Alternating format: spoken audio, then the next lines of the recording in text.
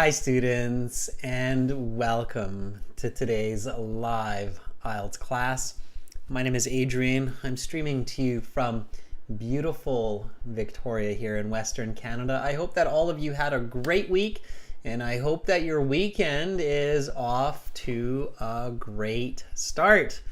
Students, this is a subscribers chat class, so all you need to do to join the chat is subscribe to our YouTube channel, and that's a great idea if you're preparing for IELTS, as we are world leaders when it comes to IELTS exam strategy and preparation.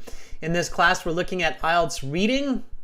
This reading topic will be about the highest mountain range in the world, the Himalayas. Very exciting. Welcome, Chayani, Nat, Fwong. Nice to see our members. Carolina, Alexi, good to have you in the class. Sanjan, Nipa, nice to see our subscribers in here as well. Students, this lesson, as usual, is presented to you by aehelp.com for academic IELTS. Visit us there. For the general IELTS, check us out at gieltshelp.com. Those are the websites that power these lessons. In fact, today's reading will be on one of our websites soon, the academic one. This is our academic website, aehelp.com. You can join our premium IELTS by clicking the big red button that's just right above my head there. It's a one-time payment for lifetime access. We're an IDP affiliate. We're a British Council partner, IELTS Test Registration Center. You are in great hands with us. We are here to help you achieve your goals and dreams. For the general IELTS, gieltshelp.com. Click that big red button that's right there above my head. It's a one-time payment for lifetime access. When you click that button, you can use the code TRIP4U, coming from our latest video, and that will get you a 10% discount upon checkout. So use that. We are here to help you, and we will use the website in a bit to do reading with our subscribers and our viewers. The reading passage for today, again, is the formation of the Himalayas. This is coming from a new exam that is in development.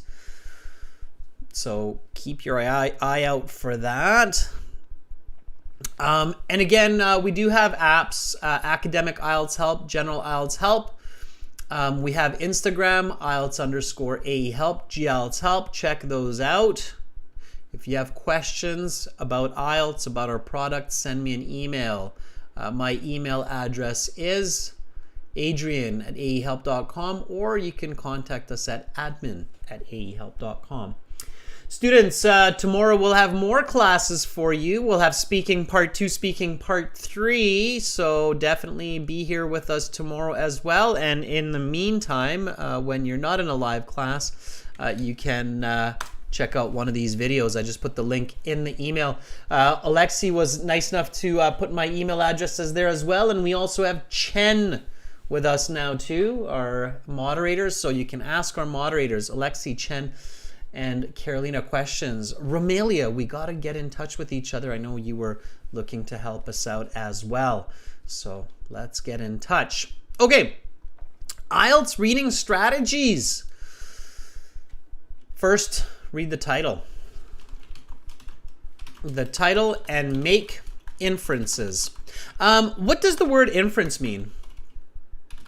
What is the definition of the word inference? It's a very important word to know for academia. What does it mean? Pima says, reading is my favorite section. Well, Pima, you're in the right place. Alexi says it means imagination. Harjot means guess. Romelia says it's a deduction. Yes. So Romelia, I think what you're looking for is deductive reasoning in part. Yes. Keshab says infer. Keshab, we cannot define a word with its own word form. So to say inference is to infer, It doesn't make sense. So deductive reasoning is a good start, Romelia. Okay, it's a belief. Angel says it's a derivation. It's an educational guess based on available facts and logic. That's what it is. It's an educational guess or assumption based on the available facts and logic. That's what an inference is. Okay, it's not just a wild guess. We're not just like, Himalayas, that must be a new TV show on Netflix about people racing horses. What? So, obviously not, or most likely not. Let's take a look at our title here. So, the title is The Formation of the Himalayas, right? So that's what we have. Now, we have our questions as well. The questions will also help us, but before we get to the questions, let's make some inferences based on the title. So formation of the Himalayas. So what kind of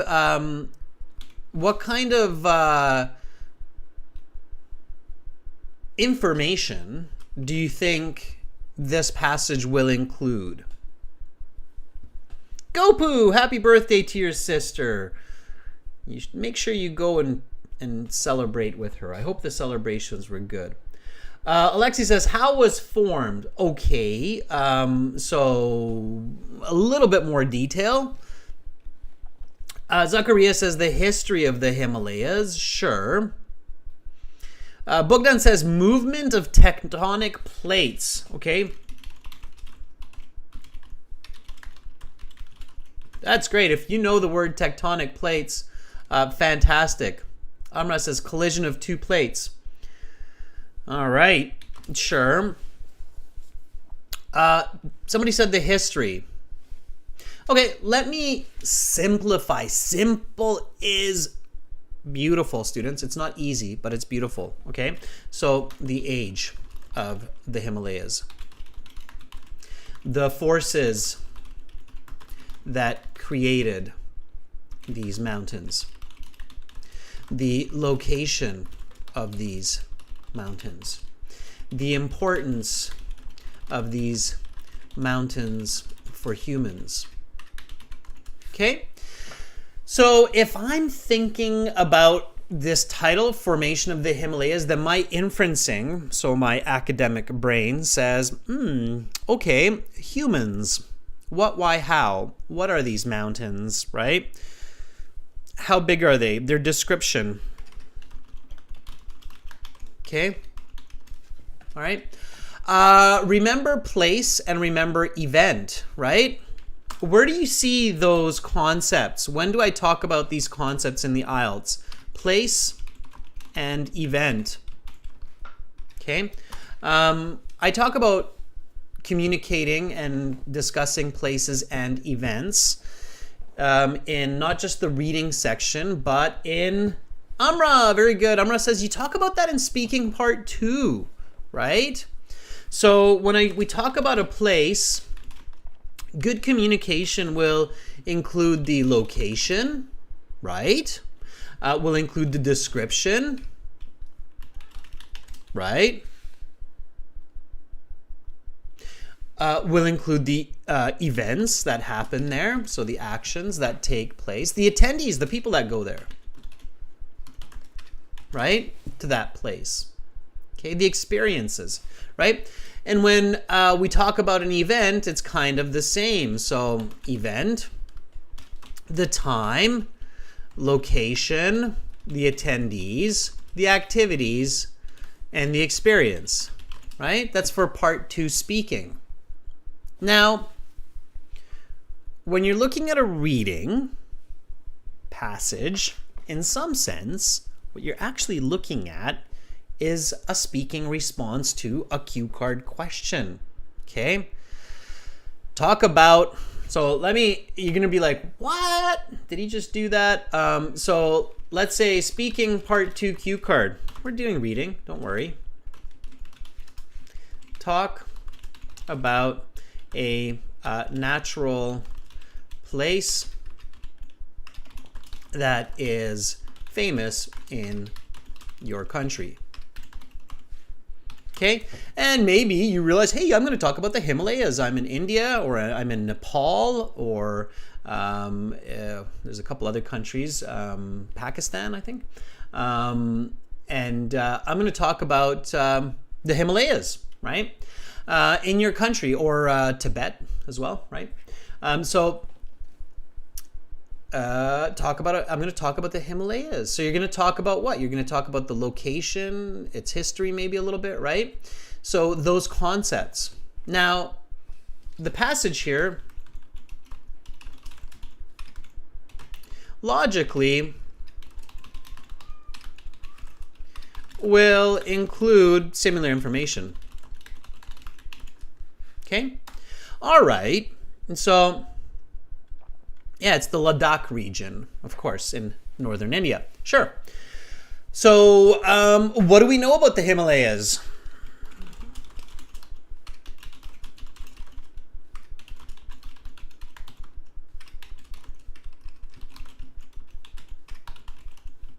Okay. What do you know about the Himalayas? Let me know. What do you know about it?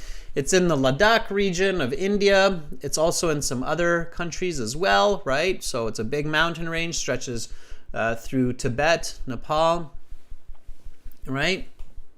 It's the tallest mountain range.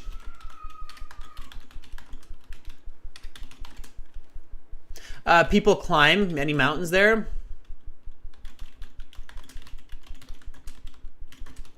Yep.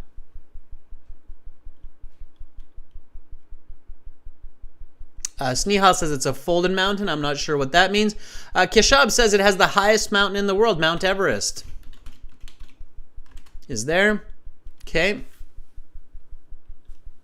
What else? Tourist place. It's over 7,200 meters. It's over 8,000 meters. Okay. It's the main source of water. Najagdeep, yes, source of water.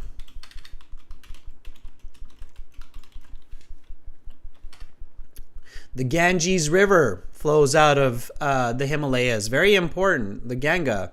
Yeah.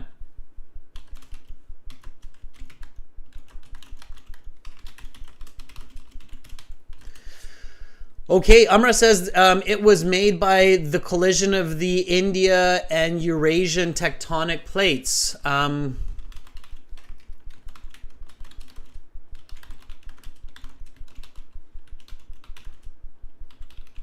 Yeah. Okay, good. All right, so now you're thinking about it. Now you're visualizing it. Now, before you start reading, another very important strategy is visualization. So it's very important, students, that you put yourself in the information. Okay, so put yourself in the information.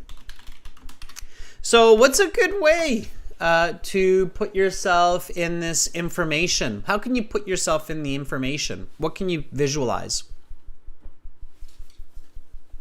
Okay. And this is important, students, because when you put yourself in the information, you will remember it and use it when it comes to question time. Okay? So what should you visualize? How can you put yourself into this information? Looking at the snow or the green nature is not enough, because then you're not participating. Alexi says you are a participant. So how do you participate? Okay? How do you do this? How do you participate? How do you participate in the event, Anahita? Okay, Carolina says I'm climbing the mountain. So here's the mountain. And here is Carolina climbing the mountain with her flag, ready to put it on top of the mountain there, right? Okay, woohoo! Okay, Domenico, how are you part of that event? Okay, so how about this one? Be creative. Students, creativity is the essence of success and enjoyment in life. So be creative. Okay. So one way that you can visualize this is you're Mount Everest.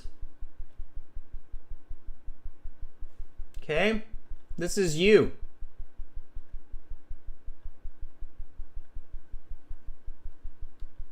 You are the mountain. How was I made? How was I born? What happened to me? Why am I so tall? Why is everybody so small compared to me? Okay, so see yourself as Mount Everest. You are Mount Everest. You are this awesome, super big mountain. And you've got all these flags on your head and people climbing you all day long. Get off of me, you little ants. Okay. It says so interesting, right? So interesting means so easy to remember and use the information. Okay. All right.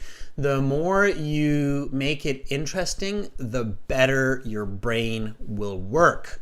Okay. Be creative, everybody. Okay. All right. Does that make sense? So become the mountain. Okay. The more interesting you can make the information for yourself, the more you will be able to utilize the information. Okay, so our first instinct is to be the climber, right? Somebody climbing the mountain. That's our first instinct. Go past your first instinct. Okay, go past your first instinct. All right, students. So the next step, of course, to get some better ideas is to read the questions in the passage. Okay, so here we go. Let's take a look at the questions. All right, I just want to make sure that we've got all the info in here. So let's take a look at this. Okay, so Himalayan formation, moving land masses, rising mountains. Okay, this information is all in the passage. We're going to read all of this, okay, just to get a better idea. So reading questions that contain information which is in the passage is a good way to improve comprehension. Now we want to be nice and fast.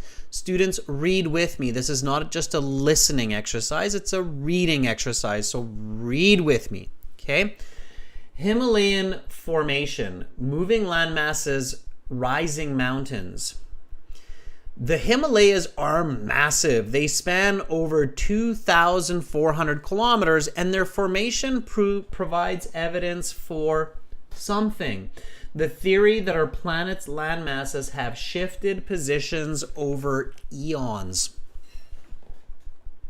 How does it work? The asthenosphere is the something of the Earth that below the crust.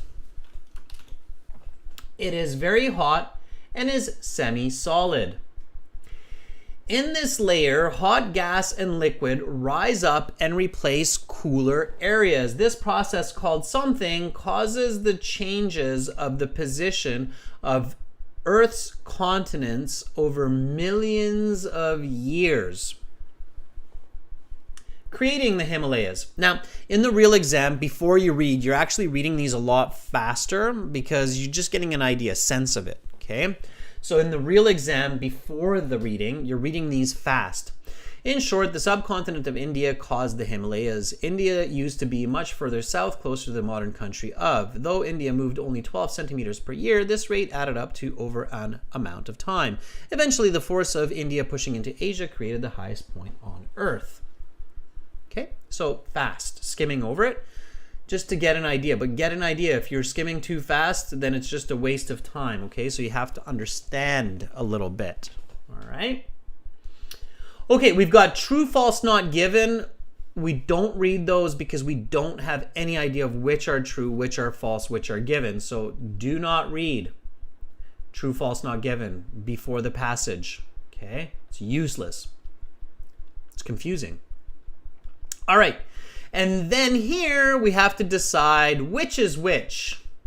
So which one is continental drift, convection, asthenosphere? All of this is somewhere in the passage, so we definitely want to just skim over that. Theorized more than 4 centuries ago, states that Earth's landmasses have shifted position over time. Heat rises from the lower levels of the Earth toward the higher levels.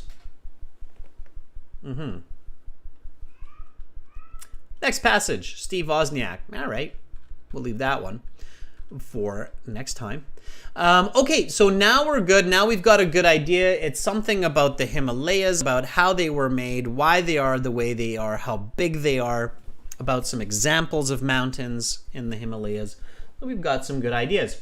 Now, let's read the passage. Students, read with me. Follow my intonation. Follow my pronunciation. If you don't understand every word, that is fine. Remember, don't forget, you are Mount Everest. What happened? How did I come to be? How did I get this flag on my head for being the tallest mountain in the world? Okay. So let's read it and imagine you are Mount Everest. Of course, at some point, you're probably going to be baby Mount Everest. Okay. Oh, that's so cute. You're baby Mount Everest. You're like a little hill. Baby. Okay, here we go. Read with me. The formation of the Himalayas. The Himalayas are a mountain range in Asia, which separates the Indian subcontinent from the rest of Asia. The Himalayas contain some of the world's highest mountains, including the highest point in the world, the legendary Mount Everest. The range is not only tall, it is also massive, stretching 2,400 kilometers across a roughly west-east arc. Okay? West-east arc, right? Visualize. The creation of the Himalayas is one of the clearest examples of the theory of continental drift, which states that the Earth's continents have moved relative to each other over millions of years. Put forward over 400 years ago by Abraham Ortelius, continental drift is an example of a scientific theory which is generally accepted as fact today. Continental drift theory posits that the continents have not always been in the positions they are in today, and the existence of the Himalayas is strong evidence of this theory. But how does continental drift work, and how did it create the Himalayas? How does continental drift work?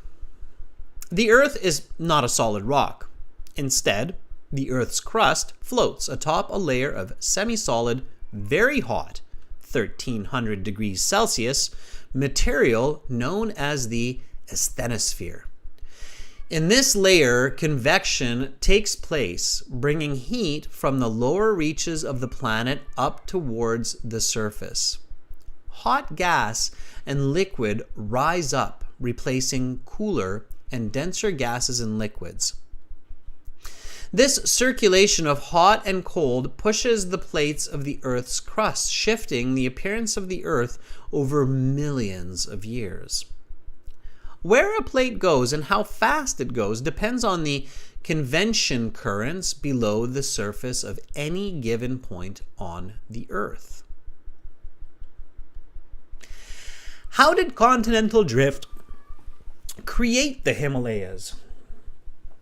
The short answer is India caused the Himalayas. 100 million years ago, what is now the Indian subcontinent stood 6,400 kilometers south of its current position, near the current position of Australia. Particularly strong convection currents below the region began to push India northward. Every year, the landmass came about 12 centimeters closer to Asia. That's about a centimeter per month. The approximate width of your pinky or little finger. This may not sound like a lot of movement, and it certainly is not on small timescales, but when taken in the context of enormous time frames, this distance becomes significant quite quickly. 12 centimeters per year is 12 meters per century. 120 meters per millennium, and 120 kilometers per million years. This means that the 6,400 kilometer gap could be closed in about 50 million years. And indeed, this is what has happened. Over this immense time frame, India, slowly but surely, made its way northward on a collision course that could not be stopped. Okay, approximately 40 to 50 million years ago, the India landmasses collided with the Asian continent with nowhere for the landmass to go, and with forces underneath still propelling it forward. The landmass went the only place it could go, up. Over the past tens of millions of years, the Himalayas have formed as a result of the unstoppable forces pushing India into Asia. In this time, peaks like Mount Everest have risen to over 9 kilometers above sea level. What's next for the Himalayas? The Himalayas continue to grow. In fact, they grow approximately 1 centimeter per year. Again, this may not sound like a lot, but it means the mountain range will grow about 10 kilometers in a million years. This means that in 10 million years, the mountain range could be 100 kilometers tall. If a person could travel in time, they might see a truly colossal mountain range which dwarfed everything seen on today's Earth. Other effects of movement. The creation of the Himalayas is not the only effect of India's slow but steady crash into Asia. The same forces that push the Himalayas upward also create huge tensions in the Earth's crust, which from time to time must be released, resulting in massive earthquakes. Some of history's most violent and destructive earthquakes came as a result of the Indian subcontinent's relentless surge into Asia. Interestingly, another common consequence of plate tectonics and continental drift, volcanoes, do not take place in the Himalayas. This is because the mountain range is so large and the crust underneath is so thick that any magma moving upwards solidifies before it can reach the peaks. In a sense, volcanic activity is extinct in the Himalayas. Okay. All right, so that's the reading. I hope that all of you visualize this. So I don't know about you, but what I basically saw is we have the Asian continent. Let me use a little bit of a finer tip here. So we have the Asian continent here. Okay, this is Asia. And about 100 million years ago, okay,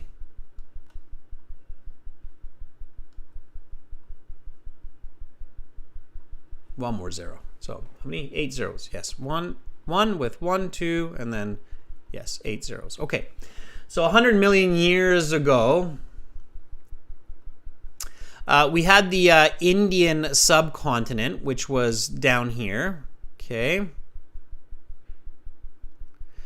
So this was the Indian subcontinent, kind of connected to Australia, which is, I don't even know if you'll see that. No, but anyway, it's down here. Okay. Broke away and started moving that way. And guess what? I'm here. I'm Mount Everest. I'm baby Mount Everest. There I am. Woohoo. Hey, look at me. Hey, I'm there. Woohoo. I'm moving. I'm going that way. 1 centimeter per year. Okay. So I'm going that way. And then, oh no, I'm about to crash. I'm crashing. Whoa, what's going on? There I am. Okay. 50 million years later. Okay. There I am, 50 million years later. Woohoo! I'm there now. I'm moving upwards. I'm growing. And hey, guess what? 10 million years in the future, I'm going to be huge. Nobody will climb me. Nobody will be able to get to the top of me anymore because I am now so big because I just keep crashing and crashing. Amra says, like a newborn baby. That's so cute. Okay. All right. So that's what's happening. Hopefully everybody saw that. Did everybody see that? Was everybody as imaginative, hopefully, as I was? Okay. AJ says, but Mount Everest is in Nepal. Yes, but it's the Indian subcontinent that pushed it there, AJ. Okay, so that's what got it there. We call it the Indian subcontinent. All right. Everybody saw that movement. You're that little baby Everest. You're moving. Hey, you're slow, but it's because you're huge. Fong says, that's so cute. All right. Okay, if somebody has some time, you can get ChatGPT to animate that for you.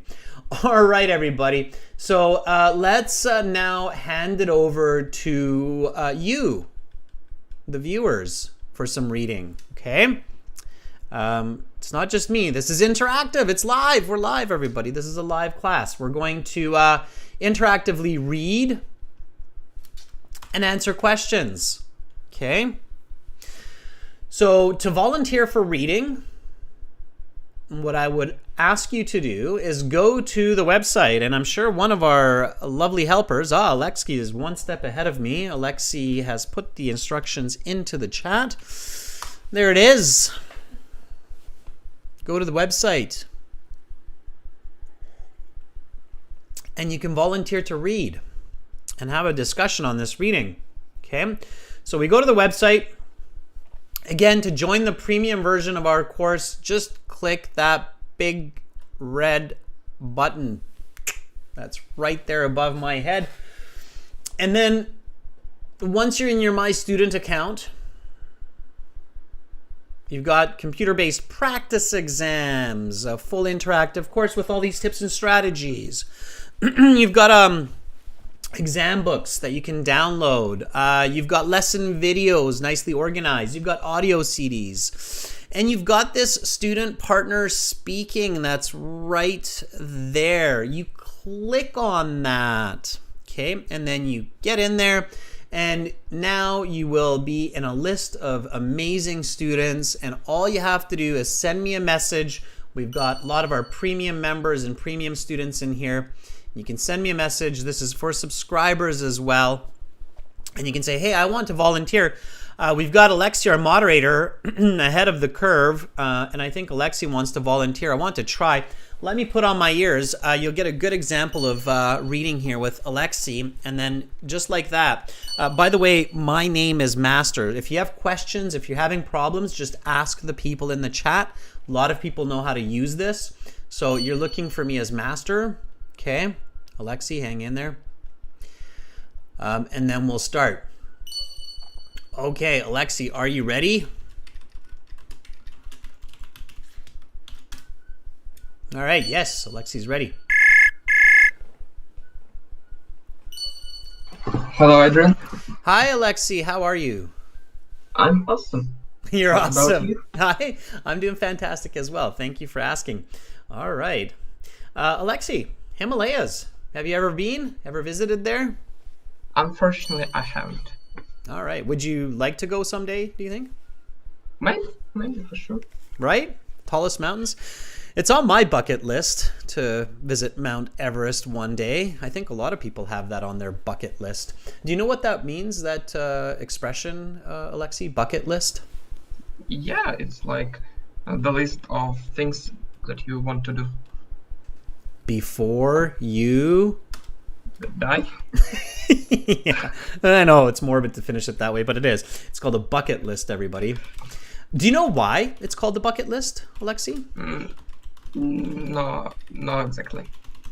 It's a list of activities that you want to do before you die.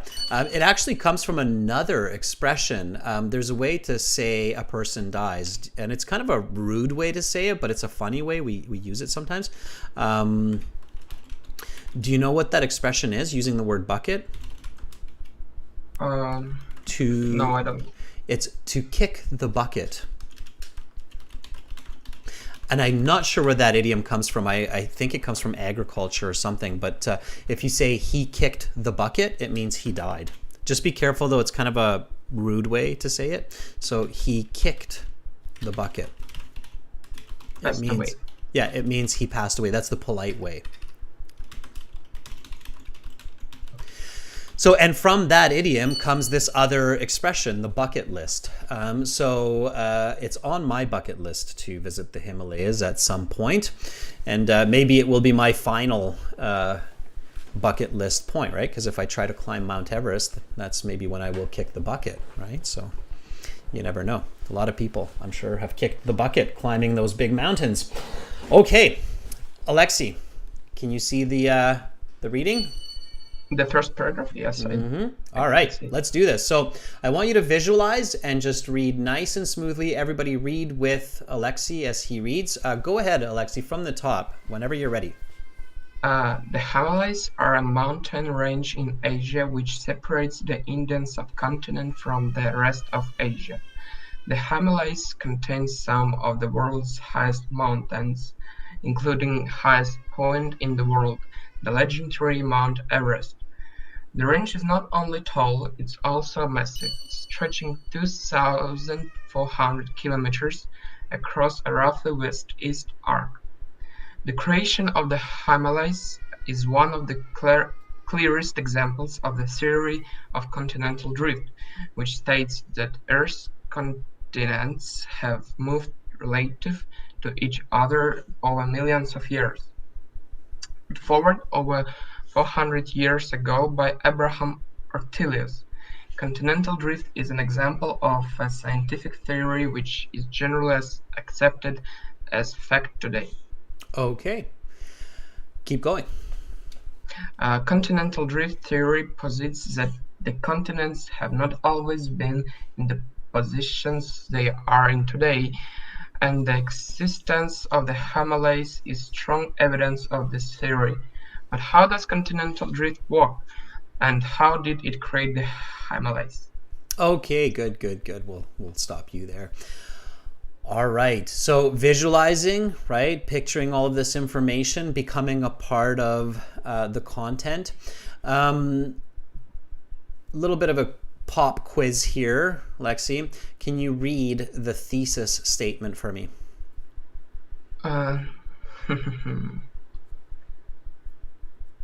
Thesis.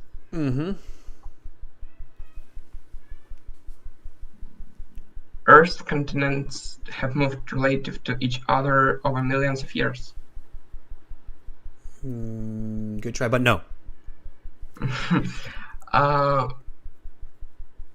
So I think the first sentence of the next, continental drift theory posits that the continents have not always been in the positions they are in today, and the extent of the Himalayas is strong evidence of this theory. Keep going. But how does continental drift work, and how did it create the Himalayas? That's right. So this, everybody, is the thesis statement of this passage.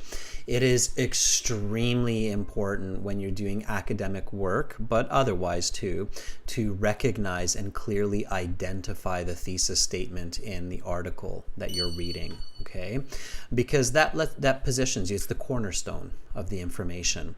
So here we now know that, okay, this is what this article will explain in more or less this format, right? And notice here, it's interesting. So when we talk about task 2 writing, and you were in the last task 2 writing class, right, Alexi? Yes. Yeah, I was. And we talked about the thesis statement there also. For IELTS, I usually keep the thesis statement fairly simple, and you should too. So when you're doing your writing in the IELTS, you don't need to create a very complex thesis statement. However, when you get into university and you're doing your master's or your PhD, Your thesis statement is really, really important. In fact, it might surprise you, but the thesis statement often will take as long for master's and PhD students to create as their entire thesis paper. Have you ever heard that, Alexi? Um, Unfortunately, no. No, not yet, right?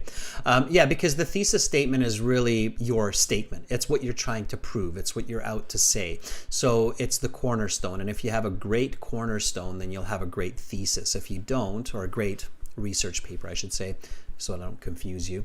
But if you don't, it's going to fall apart. So a lot of graduate students will spend 4, 5, 6, 8 months to come up with their thesis statements and to recreate them, rewrite them, rethink them.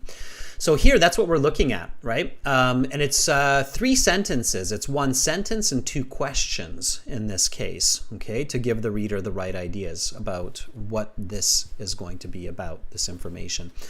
So that's the thesis statement. Make sure to stop for a second in your IELTS exam every time you read a passage and really, especially in the academic version, really identify the thesis statement, okay? Okay. All right. Do not continue reading without clearly knowing where the thesis statement is. In this case, the author has decided to separate the thesis statement as its own paragraph, which is an interesting strategy as well, okay? Mm-hmm. All right. So, thank you, Alexi, for reading. And thank you for moderating. We'll talk again soon, okay? Okay. Have a nice day. Thank you. Bye, Alexi. Bye. All right, that was Alexi. So, important strategy, important point there, students. Don't keep reading until you identify the thesis in the beginning. It's very important. Even if you're just skimming and scanning, which is not the best strategy, but even if you're just skimming and scanning, you have to identify the thesis statement of the passage. Otherwise, you can really get lost and confused very easily, okay? All right, let's take another student here. Harjot has been really volunteering and hasn't had a chance in the last little bit. So let's give Harjot a chance. Lots of premium students in here. Great to see. Are you ready, Harjot, to read a paragraph or 2 for us? Let's see. And I'll come to other students as well. We've got, I think, 7 or 8 paragraphs and a lot of questions, so hang in there.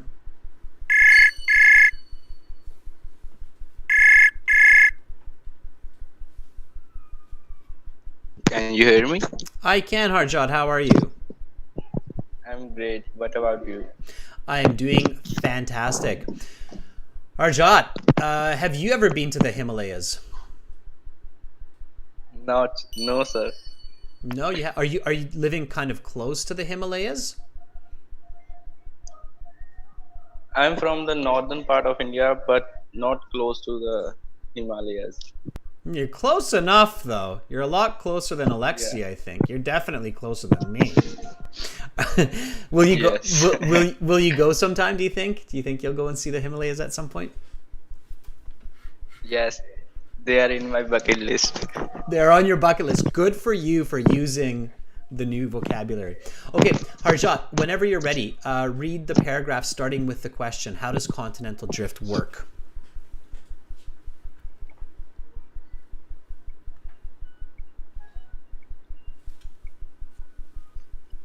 How does continental drift work?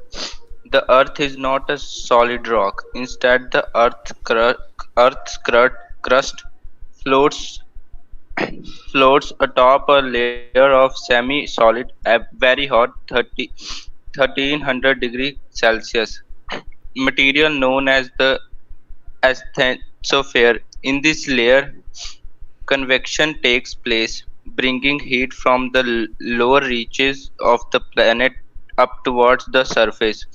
Hot gas and liquid rise up, replacing cooler and denser gases and liquids. This this circulation of hot and cold pushes the plates of the Earth's crust, shifting the appearance of the Earth over millions of years. Where a plate goes and how fast it goes depends on the convection currents below the surface of any given point on the Earth. Okay, good. Harjot, let's say you're at home and you're practicing for the IELTS, kind of like what you're doing right now. But let's say you're doing it by yourself, okay? And you've got this reading. So you're looking at this reading, you're looking at this paragraph. What do you think you should do? When you've got this paragraph, what would be some good practice? What would be a good exercise to do when you read a paragraph like this at home?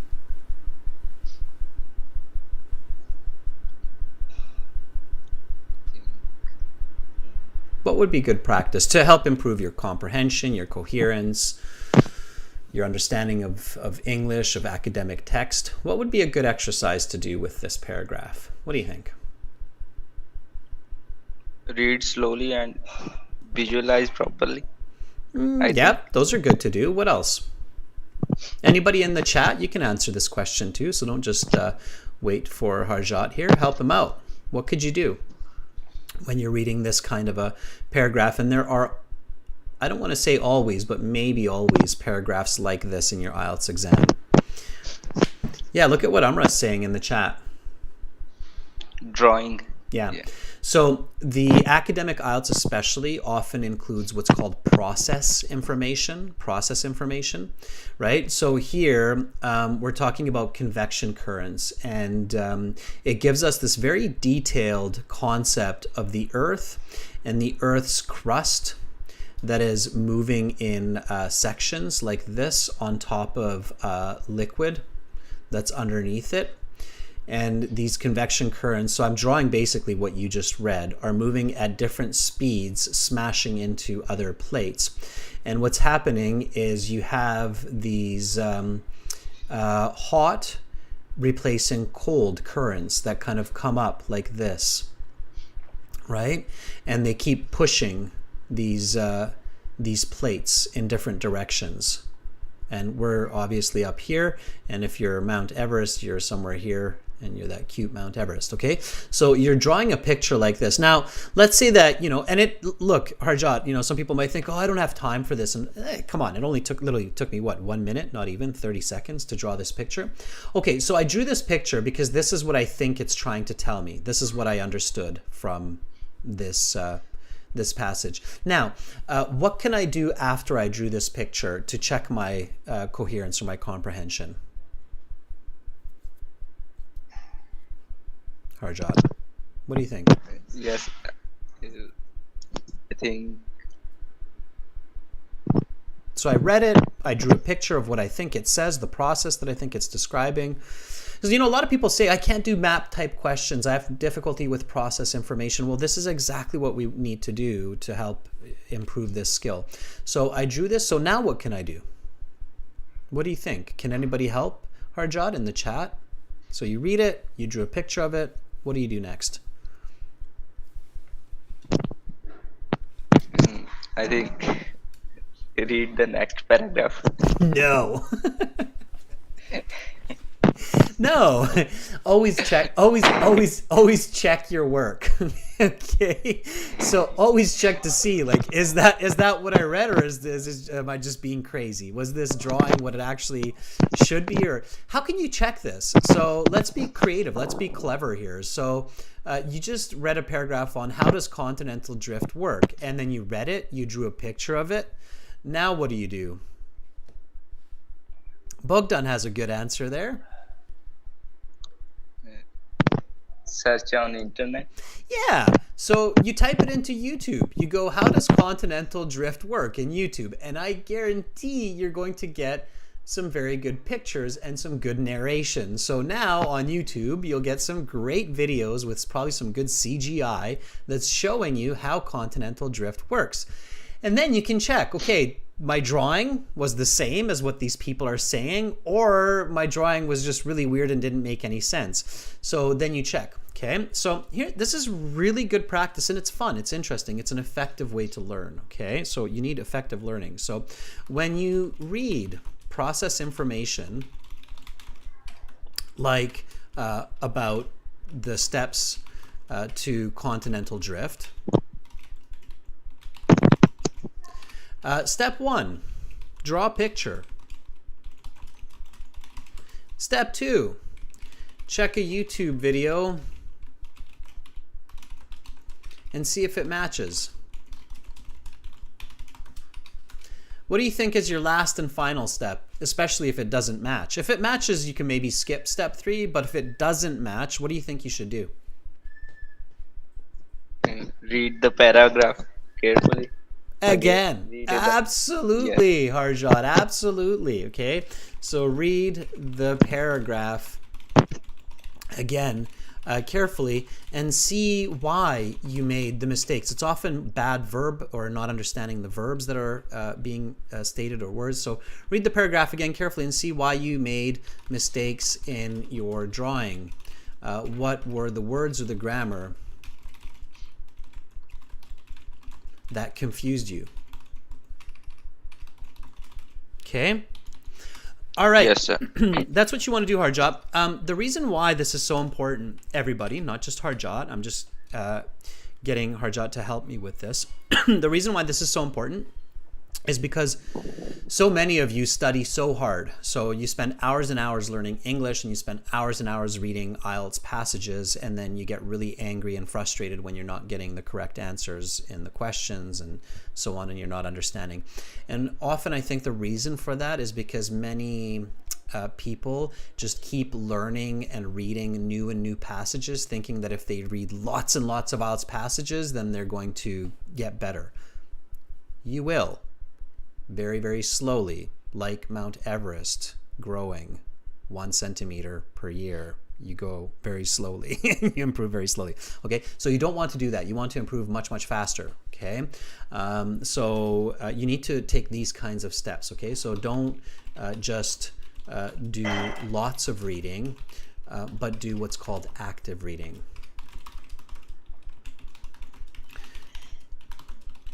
Okay. All right, does that make sense, Harjot? Yes, sir. All right, okay, so not just lots of reading. If you're reading lots, that's all right, but it's much better if you do active reading. All right, Harjot, so that's what you want to practice. Harjot, thank you so much for helping me explain that very important point in your learning process, and make sure to practice that, okay? Okay. All right. You're welcome, sir. Thank you. Bye, Harjot. Have an awesome day. Bye. All right, good. Everybody got that? Mandeep gave me a thumbs up. He's like, yeah, that makes sense. Okay, all right. Awesome. Let's take somebody else. Anna, maybe this is one of our subscribers. Anna, are you ready? Let's see if we can get a subscriber. By the way, thank you, premium students, for using the course, and I hope you're enjoying it. It includes these strategies that I'm explaining right now. Okay, thank you, Harjot, for reading. Okay, Anna, if you're there, yes, you are. Good.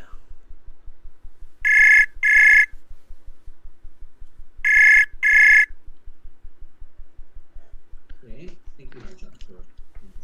Hello. Hi, Anna. How are you? I'm doing great. It's my first time here. Thank you for choosing me. You are welcome. Anna, did you subscribe to the YouTube channel? Yes, I'm a subscriber, and I'm planning to buy a package because I had some problems with my sound here, and now I changed a browser and computer, and everything is okay. That's great. Great to hear. All right, Anna, I will ask you to help me read a little bit here. The text is coming up now for you on the screen. Whenever you're ready, Anna, go ahead and read from How Did Continental Drift Create? Okay. Yeah. The short answer is India caused the Himalayas 100 million years ago. What is now the Indian subcontinent stood has 6,400 kilometers south of its current position, near the current position of Australia. Particularly strong convection currents below the region began to push India northward. Every year, the land mass came about 12 centimeters closer to Asia. That's about a centimeter per month. The appropriate width of your pinky or little finger. This might not sound like a lot of movement, and it certainly is not on small time scales. But when taken in the context of enormous time frames, this distance becomes significant quite quickly. 12 centimeters per year is 12 meters per century, 120 meters per millennium, and 120 kilometers per million years. Keep going. Continue. Continue. Keep going. This means that the 6,400 kilometers gap could be closed in about 50 million years, and instead this is what has happened over this immense time frame. India slowly but surely made its way northward on a collision course that couldn't be stopped. Approximately 40 and 50 million years ago, the India landmass collided with the Asian continent, with nowhere for the landmass to go, and this force underneath still propelling it forward. The landmass went the only place it could be go up. Over the past tens of million years, the Himalayas have formed as a result of the unstoppable force pushing India to Asia, and this time peaks like Mountain Everest have risen to over 9 kilometers above the sea level. Fantastic, Anna. Very nice reading. Okay. All right, Anna. Question. What is this paragraph about? In one simple sentence. Well, this paragraph is about the distance. How this paragraph is about distance. How it's rise the level of the sea, and how much will this distance increase per million years. It's 12 centimeters could be like a small number, but per century it could be 12 meters, and for million years it could All be. right, Anna, let me just put on the brakes. We're going to slow you down, like slowing down the continental movement here. We're going to put the brakes on. Anna, simple sentence. Simplify it. So you're giving me almost the whole paragraph. It's like you're rewriting the whole paragraph. I just want one sentence with like 12, 15 words. So much simpler. This paragraph is about distance and movement, how this distance has increased per centuries. Almost. Much better. So this is a very important goal, everybody, when you're reading, because when you can do this effectively, you start to get a lot of the question answers correct. Answering this question, what is the paragraph about? And you're very close, Anna. So this paragraph is about the distance and movement of the Indian plate And over yes, it also 100 said how this Himalayas get close to the Everest. And check this out, Anna. So this paragraph is about the distance and movement of the Indian plate over 100 million years to form the Himalayan mountains. Right? The rest of it is all the details, like 1 centimeter per month and so on and so forth, right? But in one quick sentence, it's about the distance and movement of the Indian plate over the course of 100 million years to form the mountains. So can you just read that for me, or say that for me that I wrote here? You'll see it on the screen. I'm going to highlight it now. Okay, go for it. Yes, this paragraph is about distance and movement of Indian plate over 100 million years to form the mountains. Right? Okay, so you want to practice that. So what I want you to do, Anna, as you're getting ready for your IELTS test, is when you're doing these readings, read the paragraph, read it nice and loud like you just did. And then after you finished reading the paragraph, write it down. If you have a partner that you can study with, get them to do the same and then compare your answer to each other. And when you do the questions, or when you answer the questions after, you're going to see that you'll do a lot better. Okay, so it's a very, very good strategy for the IELTS. Also, when you're reading aloud, Anna, what I want you to do is pay attention to punctuation. So commas, hyphenations, slow down. So let me just look at this sentence one more time. I will ask you to read it, and everybody watching also read it the same way that I'm reading it, okay? So when you're practicing your aloud reading, I want you to read this way.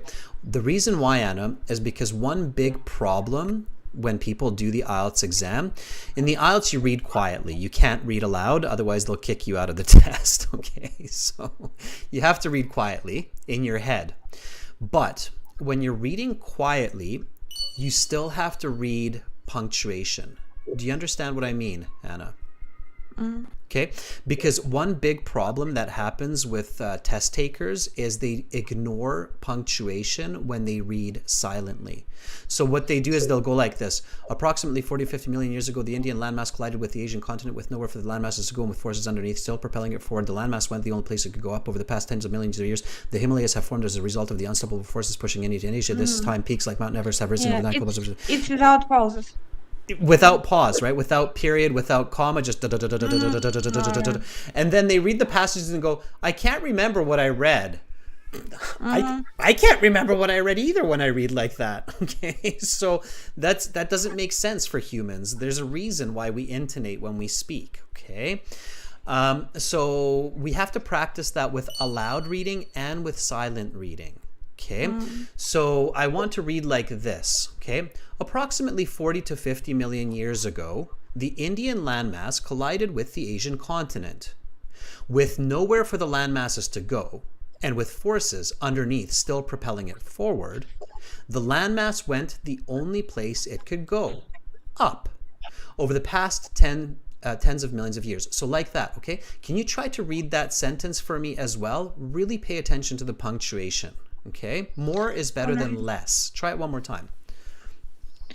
All right, approximately 40-50 million years ago, the Indian landmass collided with the Asian continent, with nowhere for the landmass to go, and with forces underneath still propelling it forward. The landmass went the only place to could go up. Okay. It was okay, Anna. Still some mistakes. I'll tell you what your mistakes are, okay? First of all, your comma and your period breaks are the same, okay? The comma is considered a quarter stop. So you stop for a quarter of a second. The period is considered a full stop. So you stop for a second. The semicolon is considered a half stop.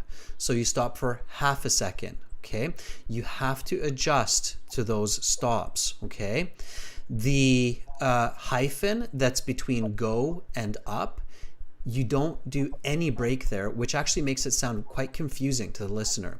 You have to do a 1.5 stop there, so it's like 1.5 seconds. So the only place it could go, up, and you emphasize the up, right? So I want you to practice those quarter stops, half stops, full stops in your reading, and it will really help your intonation, okay? And it will really help your comprehension, all right? Practice that and practice answering that what question, and you will do great. Okay, Anna? Yeah, all right. Also, may I ask you?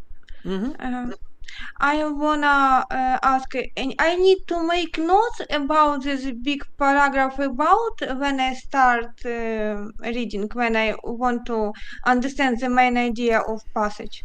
At home, Yeah. when you're practicing, yes, it's a good way to practice. In the real IELTS, when you're doing the real test, no. In the real IELTS, you need to read the whole passage through without stopping, okay? You only make notes in your head. So in the real IELTS, I'm using all the strategies I learned at home and I'm putting them together, and they're happening inside my head. So I'm visualizing, I'm doing my stops, I'm thinking about the what questions while I'm reading, okay? But I'm not stopping for notes, okay? Yes. All right. Okay, Anna, thank you. Thank you for that question. And if you need any help getting the full package or any questions about that, let me know. We're here for you, okay? All right. All right. Okay. Bye, Anna. We'll talk again soon. Bye. Bye. All right. That was Anna. Let's give her a thumbs up. That was her first time volunteering. Anna, I'm sorry I didn't even ask where you're from, but we'll talk about that next time. Come back and volunteer again.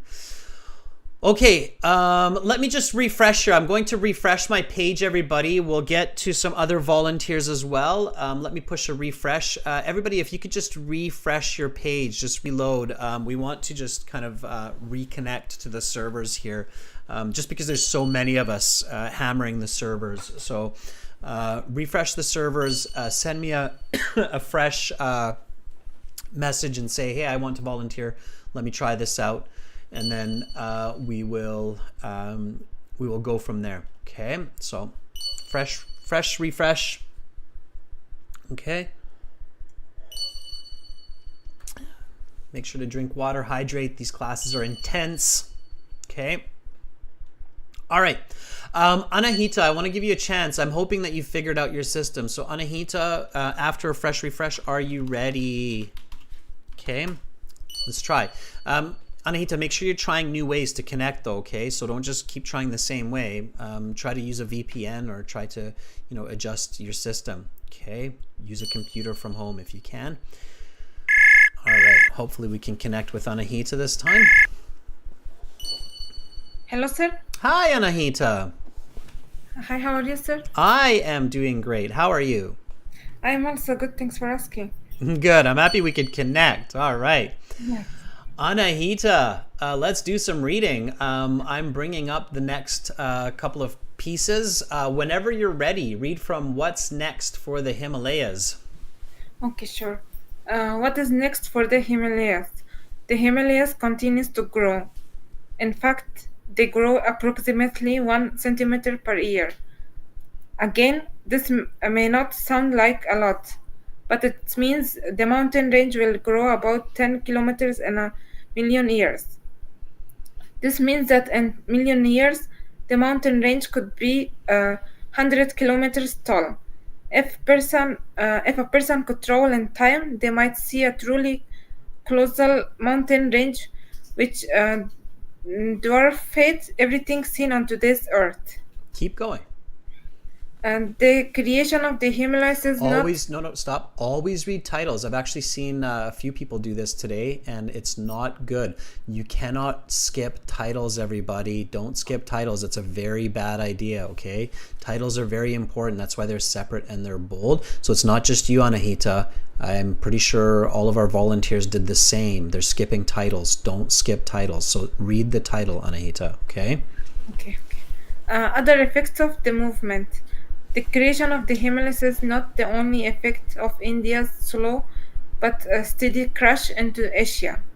The same forces that push the Himalayas upward also create huge tensions in the Earth's crust, which from time to time must be released, resulting in massive earthquakes.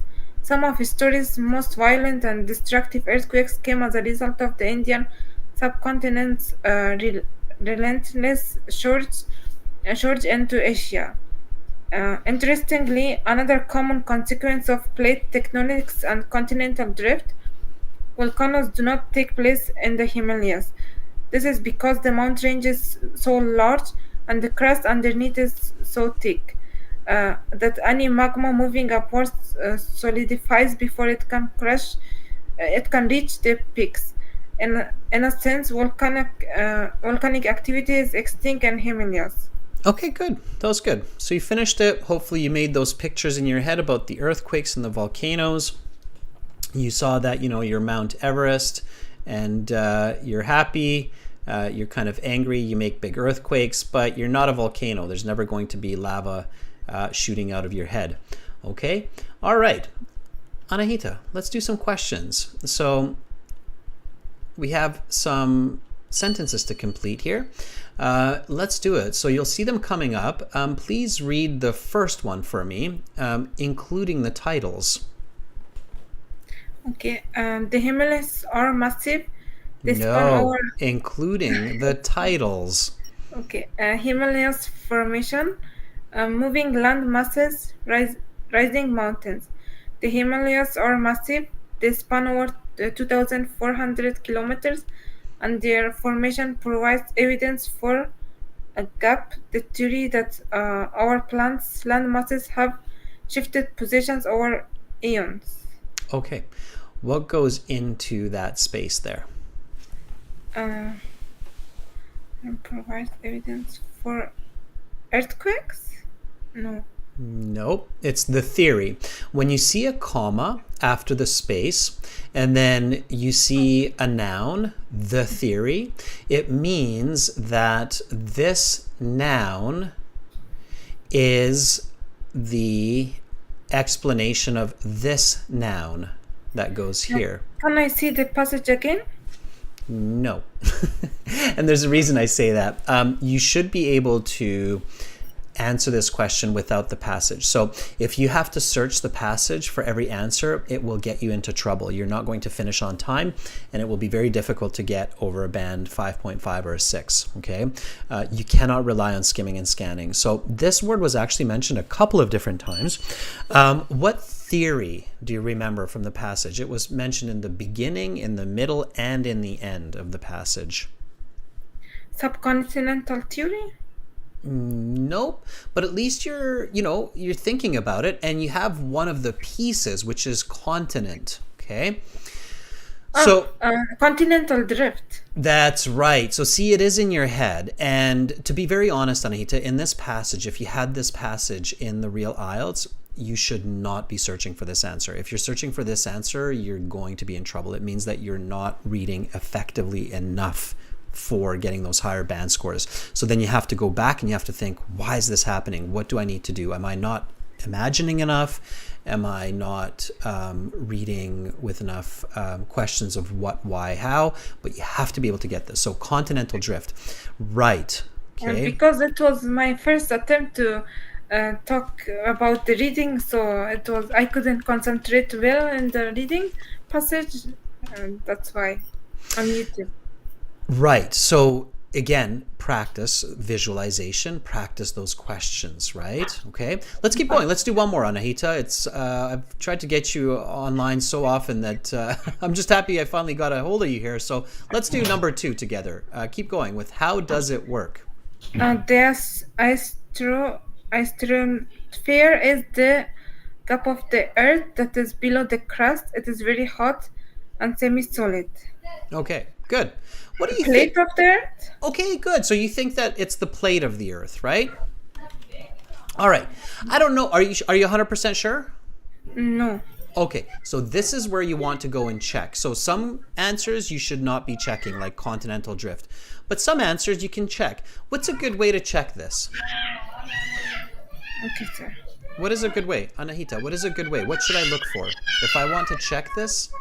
The word, the astrosphere. Yeah, exactly. So this is an easy word to look for, right? It's nice and long and unique, so I can look for it.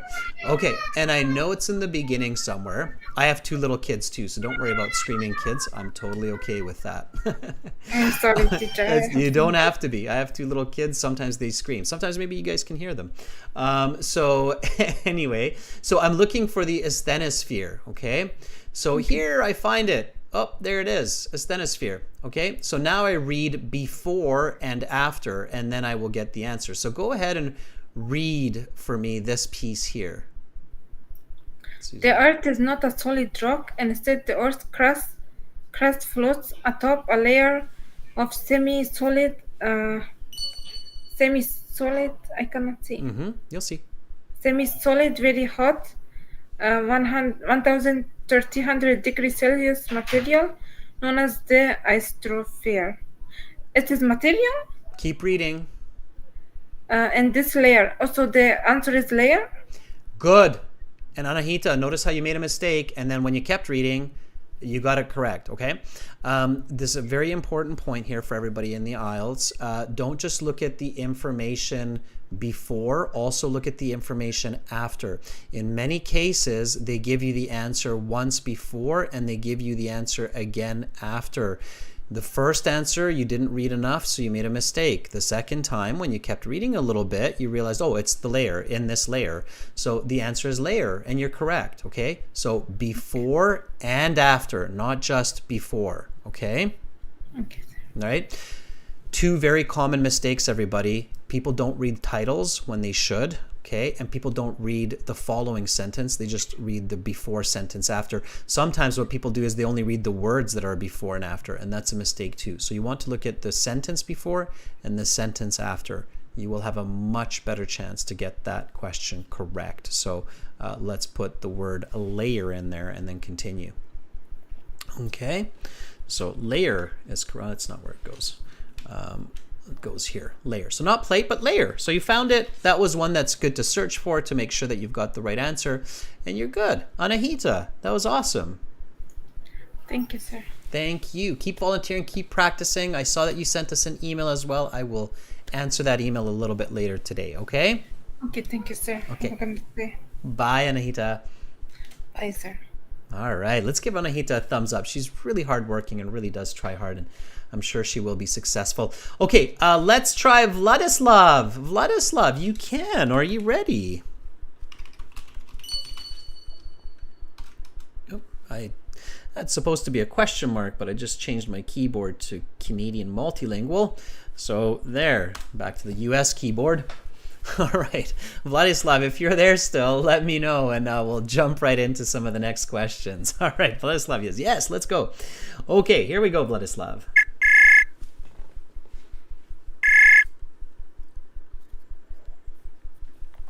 Hello, Vladislav. Hello. How are you? I'm good. Awesome. Vladislav, why are you taking the IELTS? I want to go abroad for my master degree. Awesome. Have we talked before? No, it's my first time. Oh, awesome. Okay. What do you plan to study in your master's?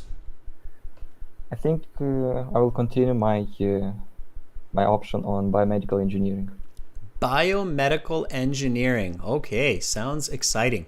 All right, we're going to tackle a few more questions, but not these ones. We're going to leave these ones for everybody to practice at home. Okay, and you can email those questions to me. I will show you the email again in a little bit, or maybe some of our moderators can put the email into the chat. So we'll leave these fill in the blank questions. I think people are getting kind of a good idea of how to do these. Okay. And we'll jump to these true, false, not given questions. They seem to be very popular on the IELTS. It's almost a guarantee that you'll get at least one set, but in many cases you get 2 or 3 sets of these questions. Okay, Vladislav, let's do this. So I will show you how to do these questions effectively. Whenever you're ready, Vladislav, read question 7 for us, please. Okay. In millions of years, the Himalayas will be much taller than they are today. Okay. So to figure out the answer to this question, first of all, we have to figure out if it's important. Okay, so you need to ask yourself, Vladislav, in a full sentence question. And in the real exam, of course, this is happening inside of your head, your internal voice. And with your internal voice, you ask the full question. Is it important to know whether or not the Himalayas are becoming taller and taller with millions and millions of years passing? That would be the question in my head. Okay. What do you think, Vladislav? Is it important to know whether or not the Himalayas will be taller millions of years from now than they are today? Is that important for this information? Yeah, it's basically the question. Right, because what's the title of the passage? The Himalayas creation, I think. Very close. It's the formation of the Himalayas, right? So if I'm thinking that this author titled this passage, The Formation of the Himalayas, and we're talking about the future of the Himalayas formation, yeah, it's definitely a concept I would include if I'm the author with this title, right? So that makes a lot of sense. Okay, so now you can answer the question, right? And the next question is, so now you know that it's given, because so now you've ruled out the possibility that this is not given, right? So now you've basically created, instead of a 1 in 3, you've created a 50-50. Do you see what I'm doing? Are you following my logic so far? We are excluding the wrong. The given, not given. The given, not given, right? So we're figuring out if it's given or not given first. That's the first layer. And then the next layer is figuring out whether it's true or not. So here I ask the full question. Now, common mistake here is students don't ask the full question. They just say, is it true, is it false? It's very important that you ask the full question, because sometimes there's little tricky words like not or won't be. So you have to really pay attention to the question and go, is it true that in millions of years, the Himalayas will be much taller than they are today? So is it true or is it false, Vladislav? Yes, it is true. Okay, and I agree. So I would mark true and it would be correct. Here's just a follow-up question. What if the question were like this? What if it were hundreds of years, like that? In hundreds of years, the Himalayas will be much taller than they are today. What would be the answer? I think the answer would be false, because even though they will be taller, they'll not be much taller than they are today. Right, because the author does say that they grow about a centimeter per year. So in hundreds of years, they would be maybe like a meter or two taller, right? But there's also erosion, like rain and wind, which the author doesn't talk about. So it's possible that they won't be that much taller at all, right? So that's why I'm saying you have to really ask the full question. Okay, next question, number 8. Can you read that for me? India and Australia once were connected. Okay, ask the first question.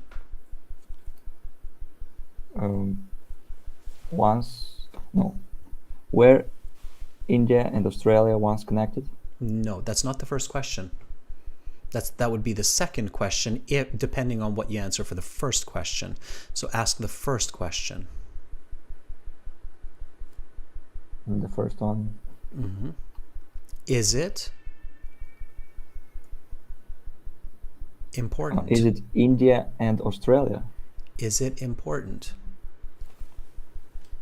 So the question should be this that you're asking yourself, okay? Is it important to... Keep going. Is it important that India and Australia once were connected?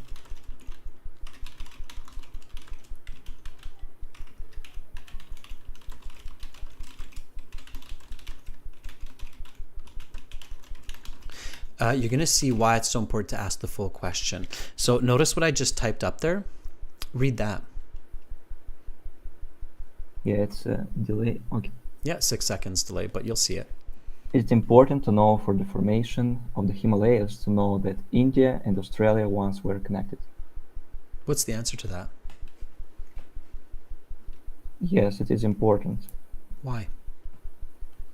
Because we know how the Himalayas were formed. But do we? Does that really matter? If we know that they were or they weren't? Does that really matter for the formation of the Himalayas? According to the first question, where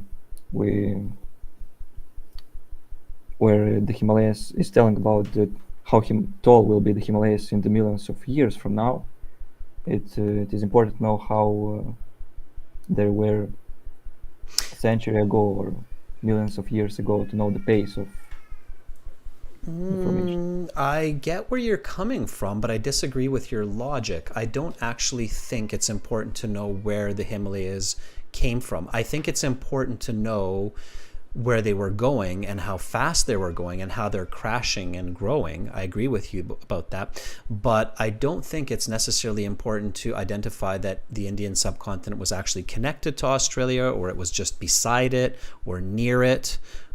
I don't think. And logically, I would say that maybe it wasn't actually connected, because how would it tear away? Like, I'm not sure if the continents ever actually tore away per se from each other, so I don't know. But I would say that I did not visualize this connection, so I would go with a not given in this case. Okay. Because I don't think it's that important. Now, if you do think that it's important and you think that it's given, then you could go back and you could skim read, but you have to be careful because you could waste a lot of time figuring out that it's not actually given. Okay. The paragraph talks much more about how India crashes into Asia rather than its relationship to Australia. Okay. All right. So be careful with that. These not given ones are tricky. Okay. All right. Let's try one more. Try number 9. The tension between India and Asia has caused mountains to grow and earthquakes to occur. Okay. Is that important to know?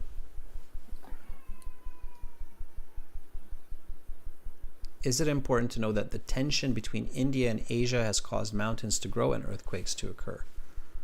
Yeah, this time I think it is important. Absolutely. Yeah, this time is important because this is the crash, right? Is it true that there's tension between India and Asia which is causing these mountains to grow and earthquakes to appear or to occur? Sorry. To occur, yeah, it's true. Okay, But good. And be confident. So just because one was a bit off doesn't mean you should lose confidence. A very important tip for everybody is be confident in yourself. Even if you think you might make a mistake, you have to be confident. Okay, it's true. Absolutely. If earthquakes were replaced by volcanoes, it would be false. But in this case, it's earthquakes. It's true. We're good. Okay. All right. Next question, number 10. Read that. volcanoes are active in the Himalayas. Don't skip. Ask both questions. Is it important to know It that is. volcanoes are active in the Yeah, Himalayas? it's important. Okay, so it must be given. Is it true that volcanoes are active in the Himalayas? No, So the false. answer is false. Exactly, right? Why is this important? It's important to know if the volcanoes did impact on the or where the collision and the volcanoes or earthquakes or other type of action which influence the Himalayas growth. Yeah, volcanoes create growth with mountains. So first of all, it has an effect of the formation of mountains to have those volcanoes. That they blow off their top, they become shorter, they look different, there's lava that's creating new land, right? So that's definitely important. The other reason why this kind of information is often given in a passage is because we're human. Okay, so Vladislav, anytime you have information that affects people like earthquakes and volcanoes, it is often given because humans are very concerned about humans. So if we have a concept like volcanoes, which is scary and devastating and potentially threatens our existence, there's a very good chance the author will mention it because we're human, we're egocentric, we talk about whatever affects us and whatever we're concerned about. Okay, so keep that in mind when you're looking at these true, false, not given. Okay. Yeah. All right, Vladislav, thank you so much for volunteering. That's awesome. Make sure you use the course along with these live classes every single day, and you will, I'm sure, improve your score and your communication. Okay. Yeah. Thank you too. Okay. Have an awesome rest of your day. Thanks. Okay, bye. All right, let's give Vladislav a thumbs up. Yeah, he got the more challenging questions there for sure. But they're not that bad when you know what you're doing. Okay, students, I've run out of time. So if you didn't get a chance this class, come back tomorrow because tomorrow we're going to use the student partner speaking that we were just using right now for interacting with other students, okay? The rest of the questions for this reading passage you can do at home and you can email it to us and we will send you back the answer key. Why not, right? See how you're doing with that. Here is my email address again. Maybe one or two of our moderators can put that into the chat for you as well. I hope you have a lovely, lovely rest of your Friday, however much is remaining, and a great rest of the weekend. Do come back and check out the classes tomorrow. Make sure you visit aehelp.com, glshelp.com. aehelp.com is for general IELTS. glshelp.com is for general IELTS. So aehelp.com academic, GLs general. And I look forward to helping all of you more and more. Thank you to the volunteers today. You are all brave people. And thank you to the moderators, Carolina, Alexi, Chen, and thank you, subscribers. I will be back. Until then, I'm signing out from Victoria, Canada. Bye for now, everybody.